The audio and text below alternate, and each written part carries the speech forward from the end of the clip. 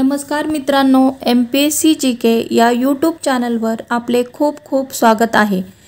मित्रांनो, MPSC राज्यसेवा पूर्व परीक्षेबद्दल एक मोठी अपडेट आली आहे। MPSCच्या ऑफिशियल ट्विटर हँडलवरून परीक्षेबद्दल अपडेट करण्यात आली आहे।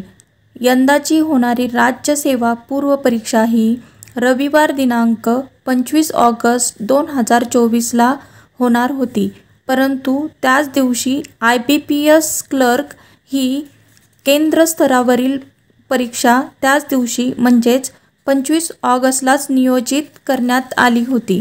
गेल्या वर्षभरापासून MPSCने कोणत्याच राज्यसेवेतील प्री एक्झाम घेतल्या नव्हत्या।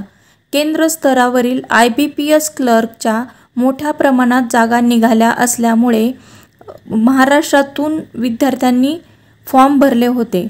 या तारखा जानेवारी महिन्यातच जाहीर करण्यात आल्या होत्या, परंतु त्यानंतर MPSC कडून जेव्हा राज्यसेवा पूर्व परीक्षेची तारीख जाहीर करण्यात आली, त्यावेळेस आयोगाने जाहीर केलेल्या परीक्षांच्या तारखा ह्या इतर परीक्षांच्या तारखांशी ओव्हरलॅप तर होत नाही ना, याची दखल न घेता आयोगाने राज्यसेवा पूर्व परीक्षांच्या तारखा जाहीर केल्या। मागच्या रविवारी 18 ऑगस्ट रोजी समाज कल्याण विभागाची परीक्षा झाली। त्याच दिवशी RRBची परीक्षा घेण्यात आली, त्यामुळे विद्यार्थ्यांना कोणती तरी एकच परीक्षा देता आली। विद्यार्थ्यांनी वारंवार परीक्षा पुढे ढकलण्याची मागणी आयोगाकडे केली होती, परंतु आयोगाने परीक्षा पुढे ढकलण्यास स्पष्ट नकार दिला होता। त्यामुळे विद्यार्थ्यांमध्ये नाराजी होती।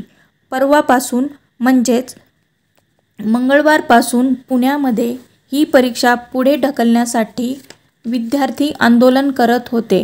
त्यास संपूर्ण महाराष्ट्रातून प्रतिसाद मिळाला होता।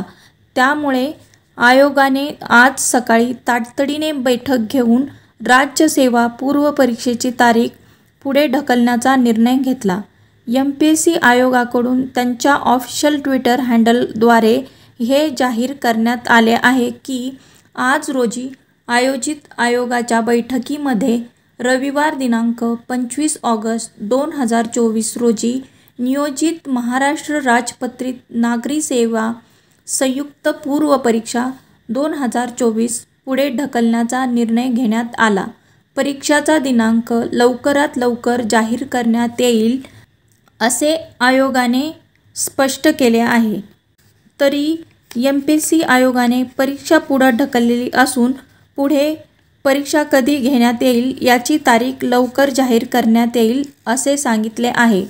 विद्यार्थ्यांमध्ये असलेल्या संताप, आक्रमकता आणि एकीमुळे विद्यार्थ्यांच्या मागणीला यश मिळाले आहे। असे असले तरी विद्यार्थ्यांच्या मागण्या पूर्ण झालेल्या नाहीत।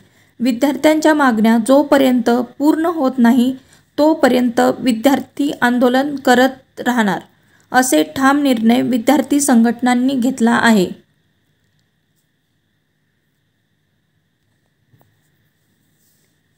Thank you guys, please do like, share and subscribe.